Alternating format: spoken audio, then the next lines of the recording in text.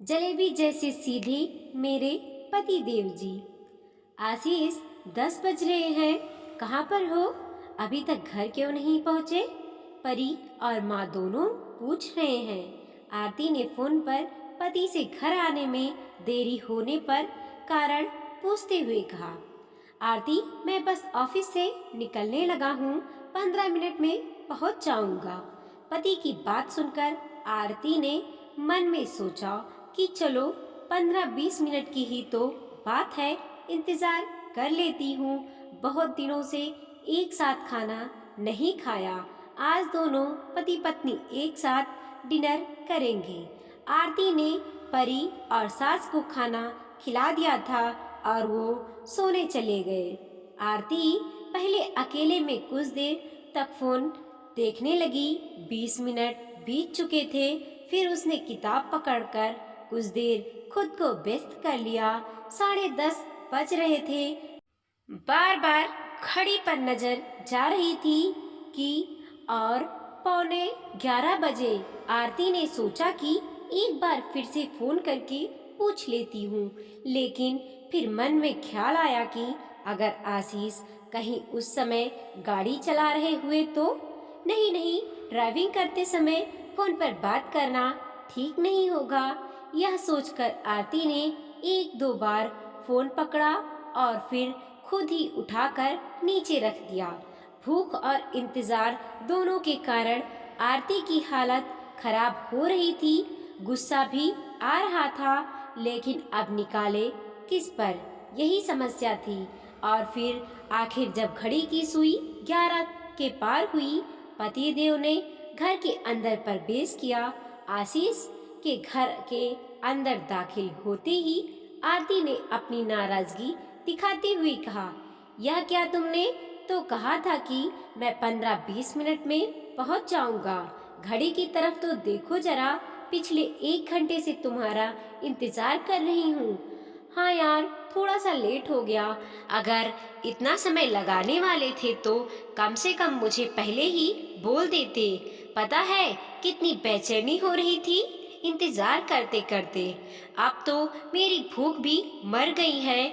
आरती किसी काम में फंस गया था और फिर निकलने ही लगा था कि मुझे मेरे ऑफिस का एक पुराना दोस्त मिल गया। बस उसी से बात करते करते टाइम का पता ही नहीं चला। हाँ वो तो ठीक है, लेकिन कम से कम मुझे एक फोन तो करके बता सकते थे।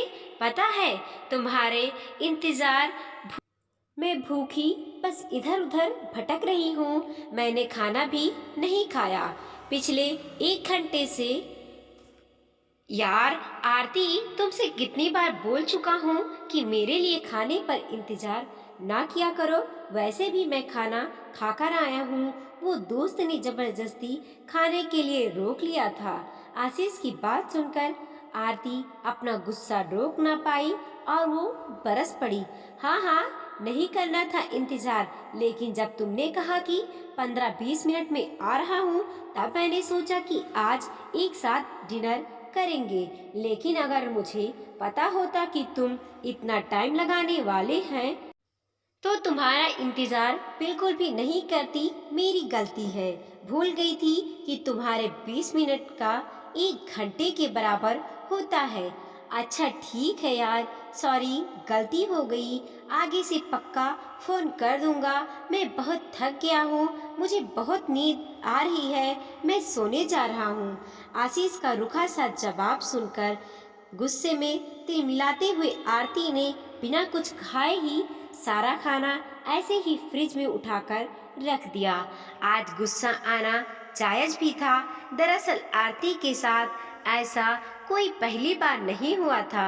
आशीष का स्वभाव ही कुछ ऐसा था, शुरू में कभी कभी, लेकिन अब अक्सर आए दिन। समय के लिए उसका शांत रवैया अब बुरी आदत का रूप ले चुका था।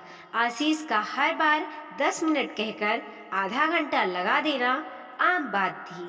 अभी पिछले हफ्ते की बात थी जब परी की पेरेंट्स टीचर मीटिंग के लिए उसे आरती और परी को स्कूल छोड़ने जाना था। आशीष ने स्कूल के निकलने का टाइम तो फिक्स कर दिया था। आशीष ने 10 मिनट बोलकर आधे घंटे तक बस आ रहा हूँ, बस आ रहा हूँ कहते हुए आरती और परी को कितनी देर तक इंतजार करवाया। स्कूल में देरी से पहुँचने पर परेशानी तो हुई ही थी, साथ ही साथ आरती को टीचर मीटिंग पर अपनी बारी निकल जाने के कारण लंबा इंतजार करना पड़ा। टीचर की 4 बातें सुनने को अलग से मिली। आरती को कभी कहीं शॉपिंग के लिए अगर लेकर जाना होता तो आशीष को अक्सर 5 मिनट में तैयार होकर आता हूँ कहकर आधा आधा घंटा बाथरूम में ही लगाने की आदत थी। आज आरती को आशीष की इस अजीब आदत पर बहुत गुस्सा आ रहा था। बिस्तर पर करवटें बदलते बदलते बहुत देर से नींद आई। अगली सुबह आरती उठी, रोज की तरह परी को स्कूल भेजा। आशीष के उठने के बाद जब आरती ने आशीष के साथ नजरों से नजरें मिलाकर देखा तो वो एकदम से सामान्य था, जैसे बीती रात को तो कुछ हुआ ही नहीं। रोज की तरह अपनी चाय नाश्ते की फरमाइश रखनी शुरू की। आरती, चाय में जरा चीनी कम रखना। आरती, जरा अचार तो देना। मेरी घड़ी कहाँ है? आरती, आज मेरे लंच बॉक्स में सलाद थोड़ा ज़्यादा डाल देना, वगैरह वगैरह। आरती के अंदर रात का गुस्सा अभी भी ठंडा नहीं पड़ा था। इससे पहले कि वह अपने दिल की भड़ास किसी न किसी बहाने से निकालती कि सास ने आकर उसके गले पर नमक छिड़क दिया। आशीष बेटा, कल रात को तो तू फिर से बहुत देरी से घर लौटा। हाँ माँ, वो किसी काम में फंस गया था। बेटा, कितना काम करता है, अपनी सेहत का भी ख्याल रखा कर। देख तो चेहरा एकदम से मुरझा गया है। आरती, तुझे कितनी बार कहा है सुबह नाश्ते के समय चाय नहीं बल्कि दूध के साथ बादाम रखा कर। हर रोज चाय हाथ में थमा देती है। इससे पहले कि आरती रसोई से यह जवाब देती कि आपका बेटा ही चाय पीने का शौकीन है, उसको दूध के नाम से सख्त नफरत है। शब्द अभी मुंह में ही थे कि सास ने बेटे पर अपना प्यार लुटाना जारी रखते हुए कहा कि आशीष बेटा, इतना काम ना किया कर, दूसरों को ना बोलना भी सीख। मेरा बेटा बड़ा सीधा है, सीधे लोगों से ही सब काम निकलवाते हैं। तू टेढ़े लोगों तो बस पतली गली से निकल लेते हैं। ना करना सीख और टाइम पर घर आया कर। रसोई में खड़ी आरती यह सब सुन रही थी और मन ही मन बड़बड़ा रही थी। हाँ हाँ, बहुत ही सीधा है आपका लाडला। वो तो बिल्कुल जलेबी के जैसे, बस कहते कुछ हैं और करते कुछ और। खुद के पैरों पर तो पानी भी नहीं पड़ने देते। आरती बोलना तो बहुत कुछ चाहती थी, लेकिन बात को खत्म कर खुद ही अपना गुस्सा पी गई। जैसे तैसे सबको नाश्ता करवाने के बाद आशीष अपने काम पर निकल गए और आरती अपना नाश्ता लेकर अपने कमरे में चली गई। सास भी अपने कमरे में आराम करने चली गई थी। आरती ने नाश्ता अभी शुरू ही किया था कि उसका फोन बज पड़ा। उसकी करीबी सहेली प्रिया का फोन था। प्रिया के पति और आशीष दोनों बहुत गहरे दोस्त भी थे। आरती का सारा गुस्सा प्रिया पर निकल गया। हेलो, गुड मॉर्निंग आरती, कैसी है? अरे काहे की गुड मॉर्निंग, क्या गुड है आज की मॉर्निंग में? मेरा तो बस दिमाग खराब हुआ पड़ा है। अरे अरे रे, सुबह सुबह इतना गुस्सा हुआ? सास से झगड़ा हुआ है क्या? क्या? अरे सास से झगड़ा हुआ होता तो बात भी थी, लेकिन इधर तो मेरे पति देव ने मुझे परेशान कर रखा है। ऊपर से सास को अपना बेटा बड़ा ही भोला भाला और बेचारा लगता है। कहती है कि कितना सीधा है मेरा लाडला। सब जानती हूँ कितना सीधा है, एकदम जलेबी के जैसा सीधा है। अरे पहेलियाँ ही बुझाती रहेगी कि साफ साफ बोलेगी भी। आखिर हुआ क्या है?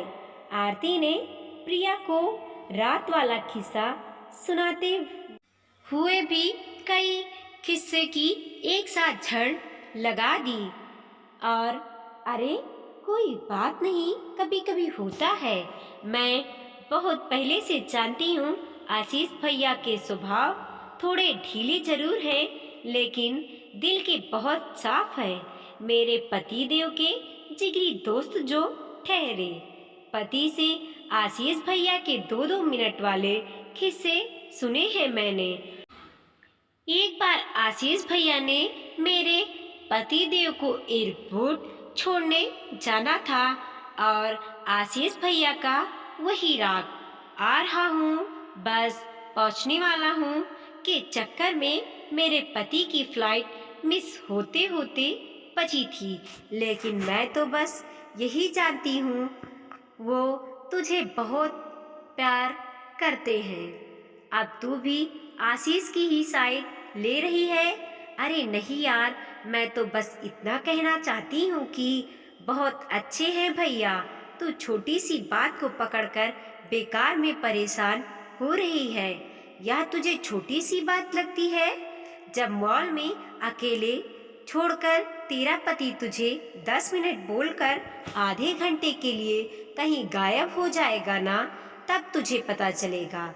और तो और अगर तेरे पति की घड़ी में जब आधा घंटा पूरे 2 घंटे के बराबर होगा, तब तुझसे पूछूंगी कि यह छोटी सी बात है या नहीं। अरे छोड़ यार आरती, तू भी क्या एक बात को खींचे जा रही है। मैंने तो तेरे को यह पूछने के लिए फोन किया था कि कल स्नेहा की जन्मदिन की पार्टी में तू क्या पहनने वाली है। याद है ना तुझे? कल बहुत बड़ी पार्टी दे रही है वो। अरे मुझे नहीं जाना किसी पार्टी वार्टी में, तू चली जाना। अभी फोन बंद कर, मेरा मूड बहुत खराब है। कमाल करती है आरती तू भी। अपने पति का गुस्सा मुझ पर क्यों निकाल रही है? एक बात बता आरती, अगर तू मानती है कि तेरा पति जलेबी जैसा टेढ़ा है, तो फिर तू अपने पति को सीधा करने में क्यों लगी हुई है? पता है, हम औरतों के दुख का कारण हम खुद ही होती हैं, क्योंकि हम बस चाहती हैं कि हमारा पति हमारे हिसाब से चले। जब हमारे पति हमारी अच्छी बुरी आदतों को नहीं बदल सकते, तो भला हम कैसे अपनी पतियों को बदल सकती हैं? आशीष भैया अब जैसे भी हैं तो तेरे पति ही ना। तेरे लिए उनको इसी रूप में स्वीकारना ही सही रहेगा, नहीं तो जिंदगी भर बस खुद से नाराज ही रहेगी, कूटती रहेगी और किसी को कोई फर्क नहीं पड़ेगा। अब तू ही बता, मैं क्या करूं? अपने पति को कैसे समझाऊं? अरे तुझे पति को नहीं, खुद को समझाना है। क्या मतलब? अब देख, मान ले अगर तू पैदल बाजार से गुजर रही है और अचानक से बारिश आने पर तू भीग जाती है, तो तेरा गुस्सा भगवान पर निकलने क्या सही होगा? नहीं ना। ऐसे में भीगने से बचने के लिए तुझे छाता निकाल लेना चाहिए, सही है ना? अरे यार, एक सिंपल सी बात है, अगर घी सीधी उंगली से ना निकले तो उंगली टेढ़ी कर लेनी चाहिए। अगर आशीष भैया की घड़ी धीरे धीरे चलती है तो फिर तू अपनी घड़ी को बदल डाल, फिर देख दोनों घड़ियां कैसे मस्त होकर एक ताल पर एक समान चलने लगेगी। एक बात अपने दिमाग में अच्छे से बिठा ले, पति हो या पत्नी, किसी की आदतों को बदलने में समय तो लगता है। फिलहाल अब तुझे पति की आदतों से परेशान ना होकर अपने मन को समझाने की ज़रूरत है। प्रिया की बातों ने आरती पर गहरा असर छोड़ा। उसकी बातों को एक बार नहीं बल्कि बार बार सोचा और मन ही मन खुद को बदलने का प्रयास शुरू किया। अगले दिन बर्थडे पार्टी में आरती और प्रिया ने अपनी सहेलियों के साथ खूब मजा किया। बहुत अच्छा समय बिताया। पार्टी खत्म हुई और घर लौटने के लिए सब सहेलियां अपने अपने पतियों को फोन करते करते बाहर आ गई। लेकिन ये क्या, आरती के पति आशीष उसे लेने के लिए बाहर पहले से ही इंतजार में खड़े थे। आरती को लेने के लिए आए आशीष को देखकर सब सहेलियां हैरान थीं। आरती, तू तो बड़ी लकी है यार। तेरे पति देव तो बहुत सीधे हैं।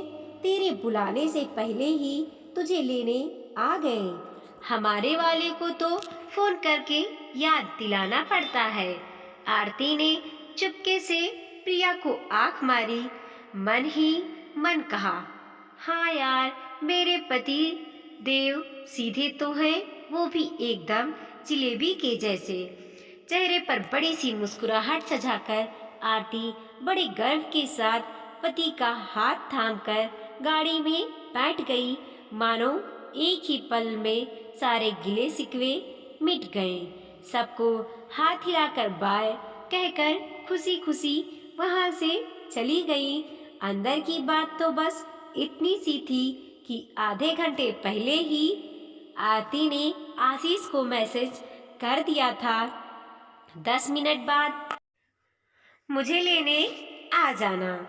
और पूरे आधे घंटे के बाद आशीष बाहर आरती को लेने खड़े थे। दोस्तों, पति पत्नी का रिश्ता है ही कुछ ऐसा। ये टॉम एंड जेरी की जोड़ी ना तो एक साथ शांति से रह सकती है और ना ही एक दूसरे के बिना इसका गुजारा हो पाता है। कई जोड़ों की तो खासियत भी यही है कि एक दूसरे से लड़े बिना इनको खाना हजम नहीं होता। इन नोक झोंक का अपना अलग ही स्वाद है। और यह भी तो बात सच है कि जीवन में पति पत्नी के साथ ही तो जिंदगी की असली मिठास जुड़ी है। और 100 खामियों के बावजूद भी पत्नी की सच्ची खुशी पति के साथ ही मिलती है। अब जो है जैसा भी है उसी के साथ थोड़ी बहुत एडजस्टमेंट करते रहिए और अपनी जलेबी जैसे पति को सीधा करने की कोशिश ना करें। आखिरकार जलेबी टेढ़ी होकर भी मीठी ही तो रहती है। वीडियो को लाइक कीजिए, कमेंट कीजिए और अपने दोस्तों के साथ ज़रूर शेयर कीजिए। चैनल पे नए हैं तो प्लीज़ सब्सक्राइब कीजिए और देखते रहिए मोटिवेशनल स्टोरी। मिलते हैं अगले वीडियो में।